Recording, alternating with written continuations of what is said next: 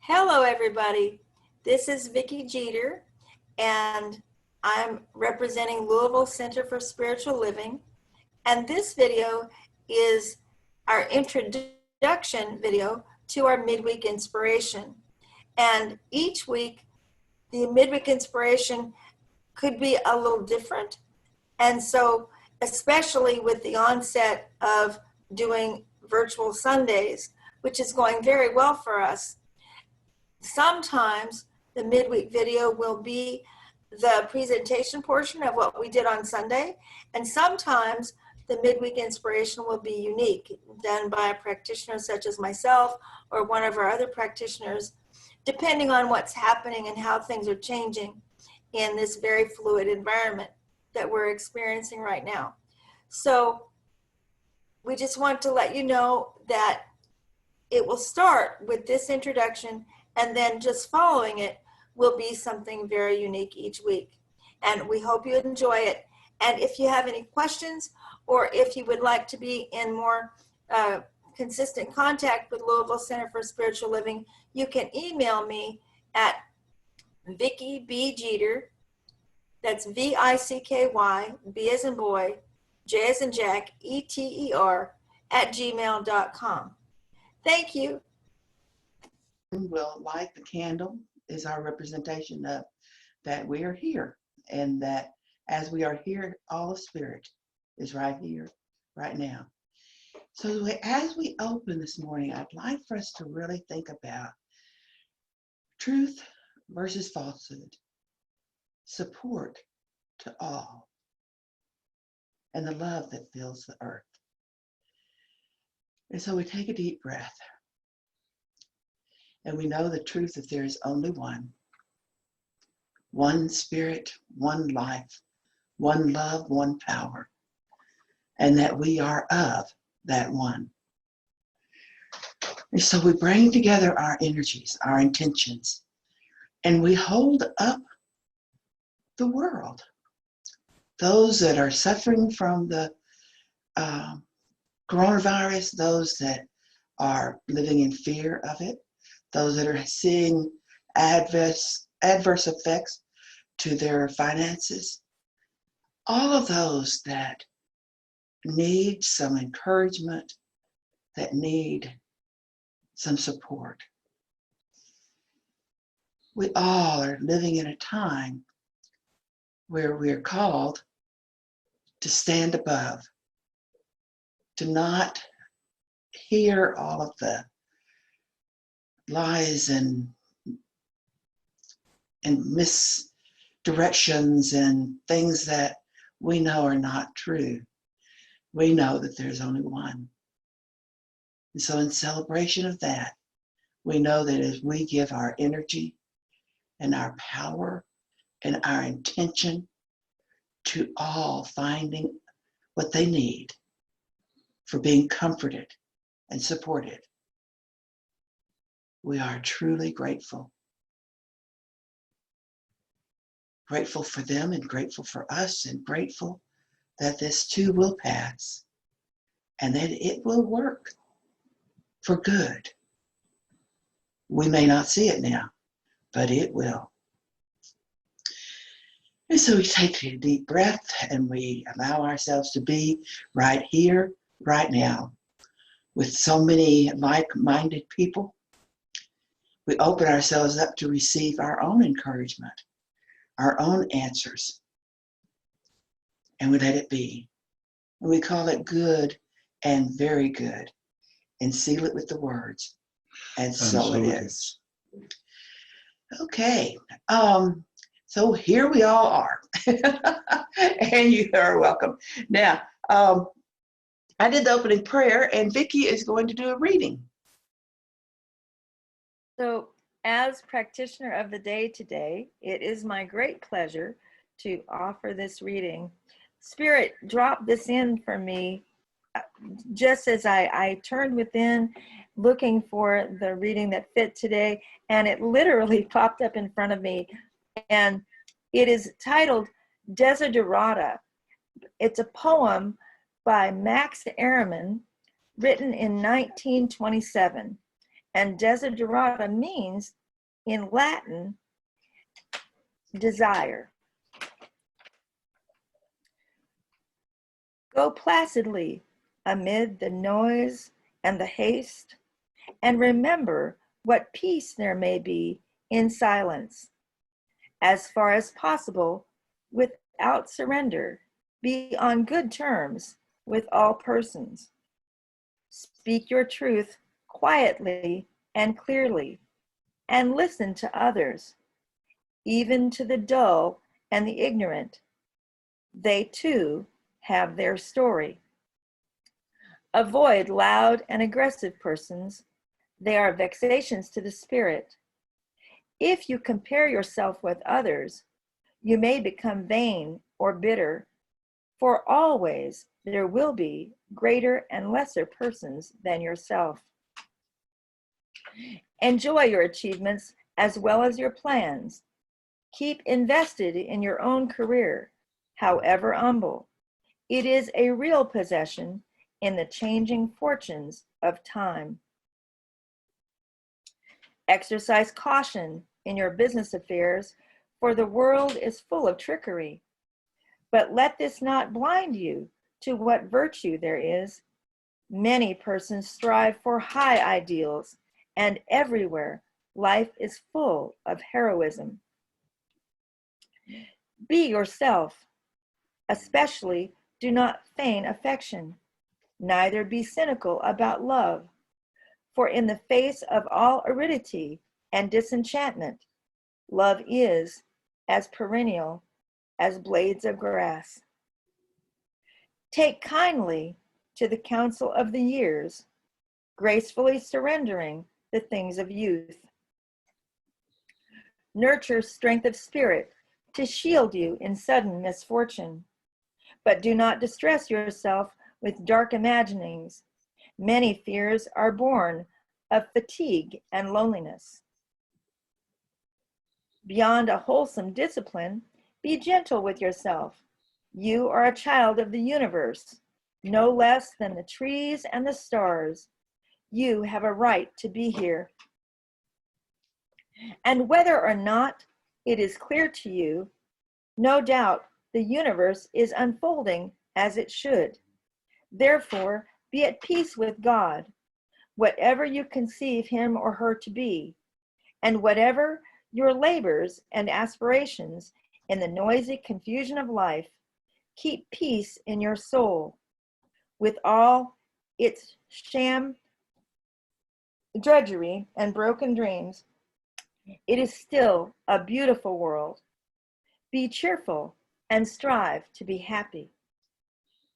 Amen. Amen. Amen. Amen. Okay. You know, getting ready for the Sunday mornings and knowing that my talk is different. It's shorter, and so I'm always looking for something that will give a good message in a memorable way in a short amount of time. And so I am going to be curious when we start sharing lately to hear how many of you did the 5 minutes a day reading that we talked about last week and the 5 minutes a day meditation. And we'll just talk about that. But I have been doing that, and I have read several things, just not only this thing called You, but other things. And so I was reading this book. I don't know how many of you are familiar with it. It's called The Art of Possibility. Anybody familiar with it? Okay. It's by a couple, the Zanders. There's Rosamund, who is a therapist and a coach, and her greatest talent is bringing people together with exercises that help them grow personally. The ways of, as a group or as individuals, people can see things in a new way. And so that's her strength. Her husband is Benjamin Zander, and he is the conductor at the time of this book was published, conductor at the Boston Philharmonic. And he's been in that world for a long, long time, and he's been the conductor for a lot of different orchestras. And the book is one of those things that you can pick up a chapter and just read one chapter anywhere in the book, and you're going to get good stuff out of it. And so I was just picking it up and reading a chapter here and a chapter there. And I read about this one, and it really appealed to me. The story did. It's been some time, he was in Chile and Argentina leading the New England Conservative Youth Philharmonic Orchestra. Yeah. And so he was there, and he had 88 in his orchestra, and they were touring from Santiago to Buenos Aires. Pat, did you have something you wanted to say? No, okay, all right, thank you. And so they were touring, and can you imagine 88 kids? But anyway, and they had a huge success in Santiago. I think I got that right. And at the world famous concert hall there, and they had a wonderful success. Then they got on a bus, and they were going to be crossing Argentina and ending up in Buenos Aires. And so that too was a world-class concert hall, and they were really looking forward to that. But in between, to break up their bus ride, they would stop in small towns and they would do a concert. It was the same concert, but it was for a much smaller crowd, a much less ostentatious concert hall, that kind of thing. But it kept them all together, and it gave them something to look forward to. And so as a conductor, looking at his students, he over and over asked himself, how can I keep them enthusiastic? How can I keep them rested? And how can I keep them enthusiastic? They were on this bus ride, and it was supposed to take, maybe 12, 13 hours. It took 17. And he has this line, it says, although no complaint was heard from any member of the orchestra during the lengthy bus ride, I was concerned that general fatigue would cause a perfunctory performance. Now, I read that and I thought, oh dear, I'm glad I wasn't there, because I'm sure I would have talked about the heat in Argentina and couldn't they get the roads right and all these things. But he said not one complaint from these kids. They just went on down the road, and they stopped in a little place called Rosario. And it wasn't going to be a huge concert. It wasn't going to have a lot of prestigious people in it or anything else. But they had the concert that night. And he looked at their day and he thought, well, how can we bring new energy and not be fatigued? So he pulled them all together in a big room, in the morning, and they all sat around, and he said, okay, this morning we're going to talk to each other about our performances so far on our trip. And he said, you're welcome to give advice to others or tell us about your own performance and what you liked about it and all. And he was concerned about how to make this talk work, get people talking. They took off. 88 kids, and over half of them shared, and they just started talking and sharing from all sorts of directions. The tuba player had advice for the viola about interpretation. How do you interpret a certain part of the music? Because that's a big thing for an orchestra, is not do they get the notes right, but do they interpret the music so that it moves you and gives you so much more than just the notes would. So 3 hours, all these kids, and they kept going and talking and sharing. And he was really impressed with their enthusiasm and impressed with their ability to share from the heart. And no one felt criticized. They all felt supported, and they would ask questions and they'd make comments, and and so it was a really good time. So that night's concert was great, and he just really was proud of them. And so they went further on their trip into another little town, but they actually had gotten to Buenos Aires. But anyway, they had filming in the afternoon, they had concert in the evening, and the morning was open. And he was like, okay, how do I keep their energy up? He had learned that if you turn these teenagers loose in a city, they'll run themselves ragged, trying to see everything and do all that stuff. And so he didn't want to turn them loose because they'd all come back just wiped out. And so he got them all together and he said, okay, you all got your instruments and everybody's here. He said, now we're going to try something a little different. He said, close your eyes, and they stay closed because now you are blind and you're going to play your parts.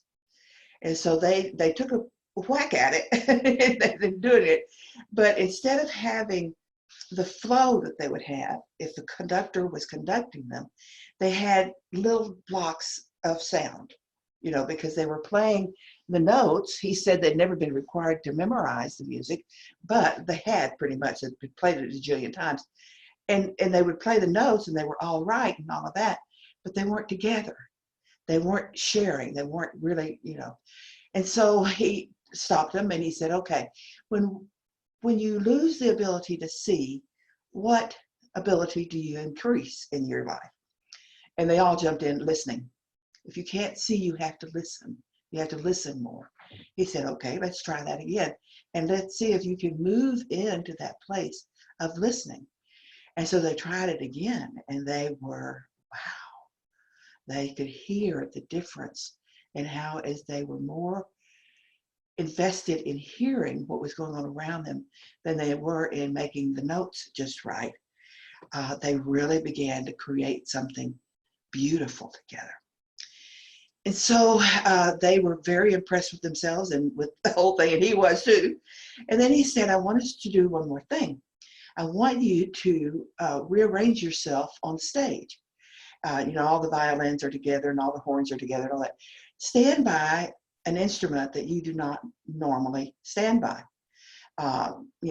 Tuba players next to the violas and violin players next to the drums, and just mixed them all up. And one who played a double bass stood up at the front between the concert director and the concert mistress. And I didn't know what a concert mistress was and still don't, but he stood between them up at the front. And they then began to play. And he said, now you have this new ability to listen. Use it. And so there they were, all scattered around in places they don't normally stand, hearing sounds they don't normally hear.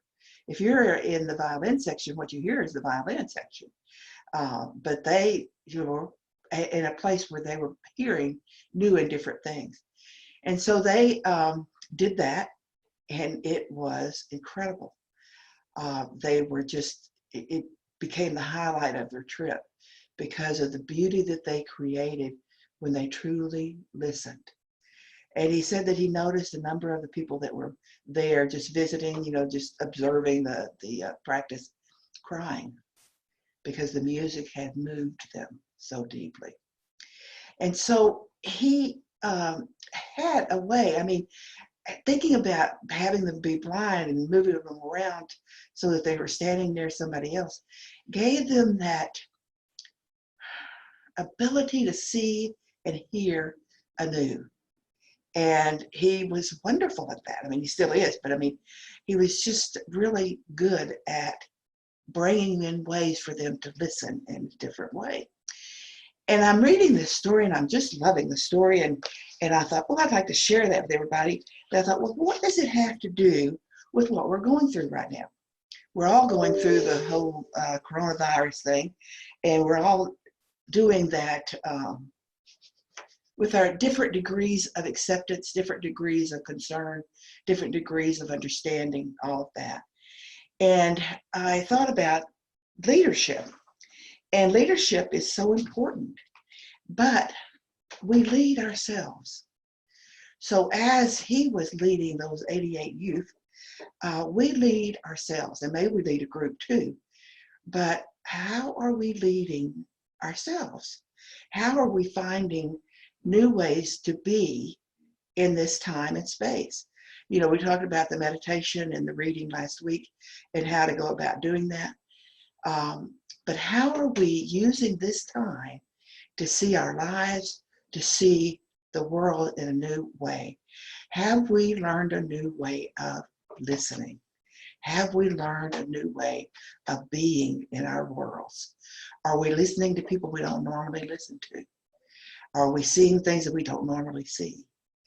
And are we reflecting on them so that they can become a part of our experience? So that's the message, one of the messages I got from this story. And the book I do recommend because it's just full of these wonderful personal stories from both of them in dealing with their jobs and each other and all of that. And the book ends with a quote by William James. I am done with great things and big plans, great institutions and big successes. I am for those tiny, invisible, loving, human forces that work from individual to individual, creeping through the crannies of the world like so many rootlets, or like the capillary oozing of water, yet which, if given time, will rend the hardest monuments of human pride. We worry sometimes about huge things.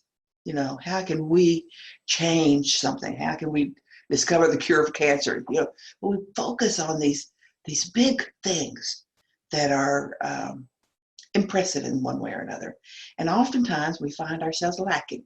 We're not doing as much as we should. We're not doing as much as she is, or we're not doing as much as, and so we end up in moving to a place of competition or comparison.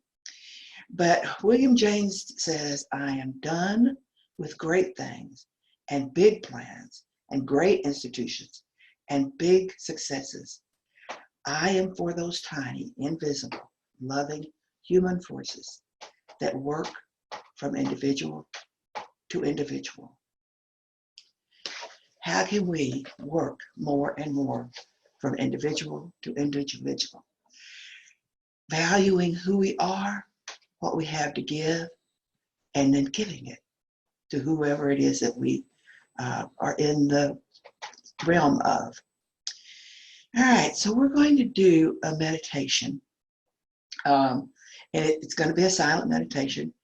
And I will talk a little, but not a whole lot. So I invite you to put your feet on the floor, hands in your lap, take a deep breath. Every time you take that deep breath, you're centering yourself. You're releasing the things that are nagging at you, the comparisons, all those things that pick at us. And so you release all of that. And you think about, what are the little things that I'm called to do? How am I called to reach out to one other person, individual to individual, to share universal love? And so we breathe and we listen.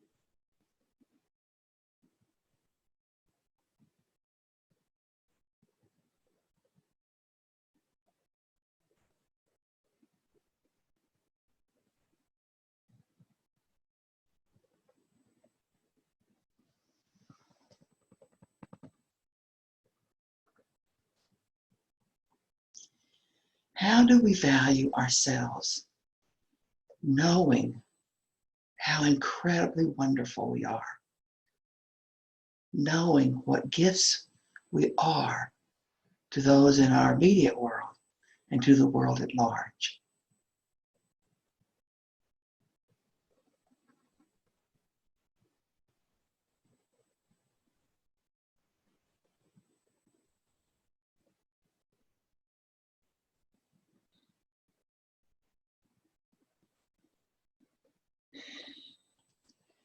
How do we release limited thinking and open ourselves to infinite possibilities?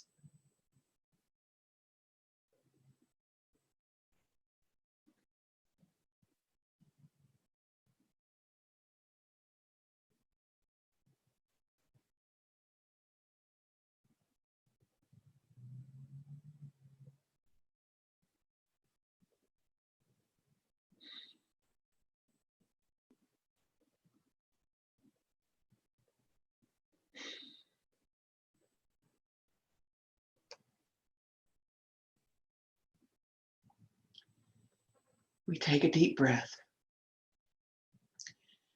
We know that what we have heard and what we have not quite understood, the understanding and the remembrance are ours. And they will come and inspire us in ways we do not yet know. And we are grateful. And so we breathe. We know truth. We rejoice in life.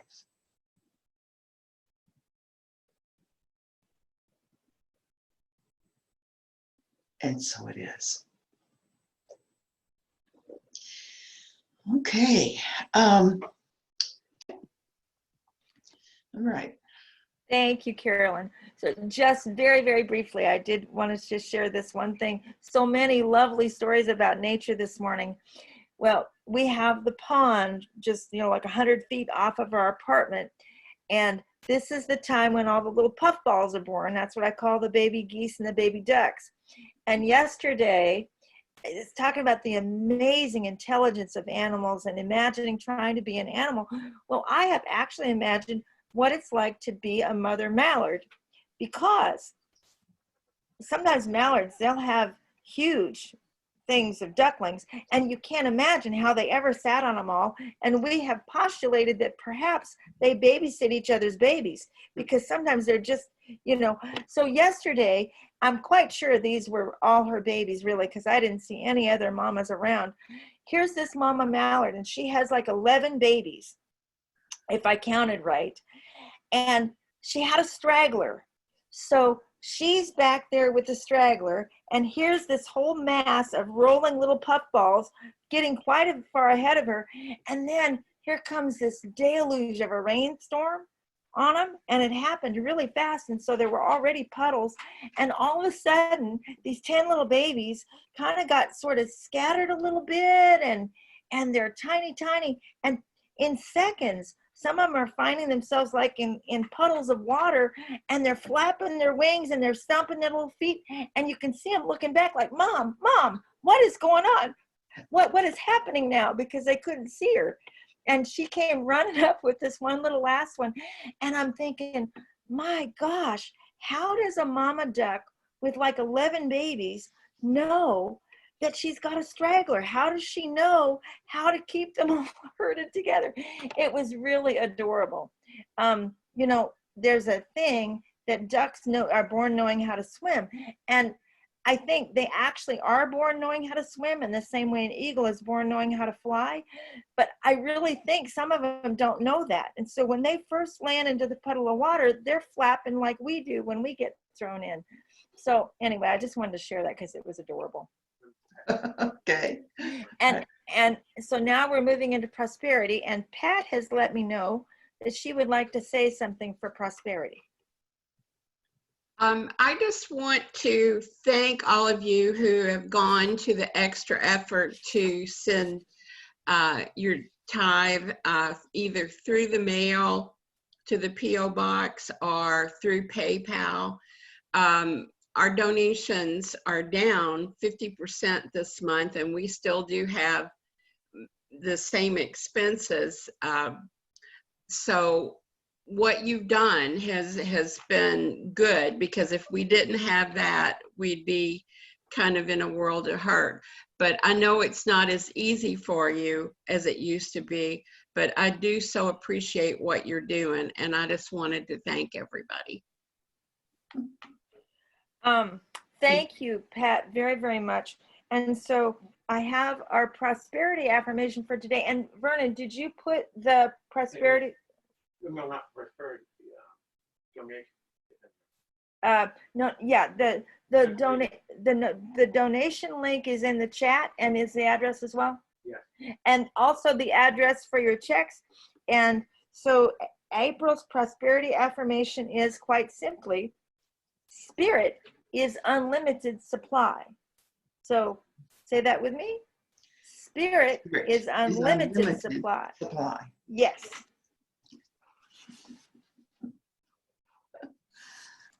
And now I'm going to take a moment just to do one announcement. This coming Saturday is visioning. We when we are able to do slides, we sometimes have the visioning slide. You guys know about that, but this is a very special opportunity. At 10 o'clock on Saturday for visioning, Carolyn is going to lead the visioning process. So if any of you would like to experience Reverend Carolyn leading visioning, this will be your opportunity. And it's a special telebridge number that you guys have seen it on the slide many times. But anyone who would like to make sure you get that number, let me know anytime between now and next Saturday, and I'll make sure you have the number to call in. All you do is you just dial the number and then an access code, and you'll be in, and it'll last starting at 10, probably for about 30 to 45 minutes. I'm very excited about that because it's not every chance we get to have Reverend Carolyn on the Saturday events. Go ahead. Carolyn's unmuted. Oh, Carolyn, Vernon unmuted you if you might want to say anything. No, I'm looking forward to it, and we'll be visioning for LCSL.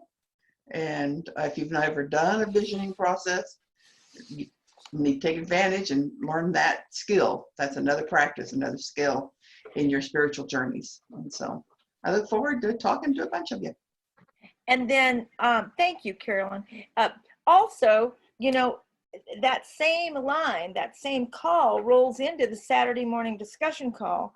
And for any of you that have been curious about that but never done it, you could just stay at 11 o'clock starts discussion call, and it will be led this Saturday by a practitioner named Jane Burnett, actually a minister named Jane Burnett. And it's an open discussion on anything you might want to talk about, and it ends with the opportunity for treatment. So that is that. And the only other thing, we just want to make sure everybody knows we're coming into a new month. We are going to be meeting in the same way, and we'll be sending out the constant contact, which Pat has been doing such a beautiful job with our constant contact and keep in touch with you guys by computer. So just know for the foreseeable future, and certainly for this first month of May, right here, same bat time, same bat channel for next Sunday.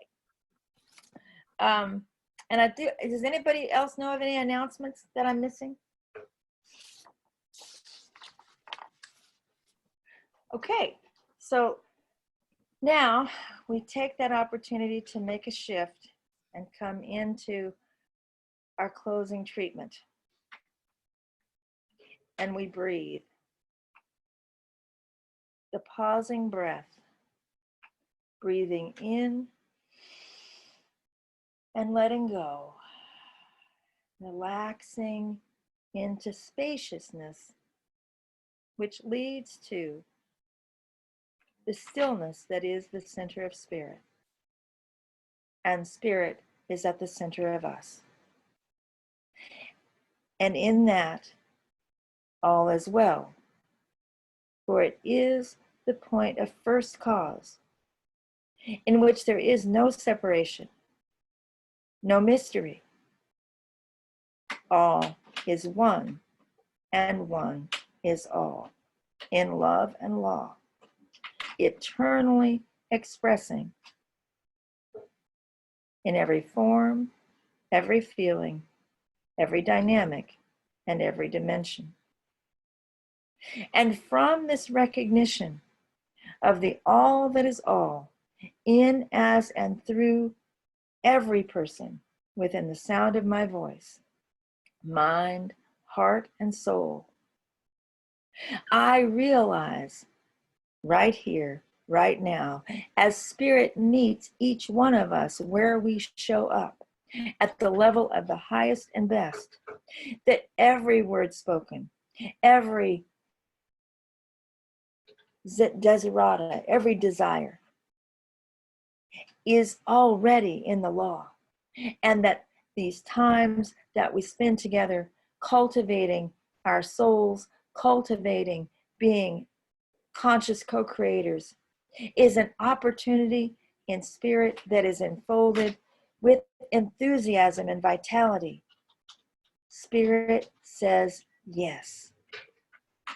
And so I know and declare right here and right now that that which is the desire of each person here present is in this moment fulfilled, and that it has roots and breadth and depth as I release this word into the law with profound gratitude that it is so. And so I let it be, and so it is.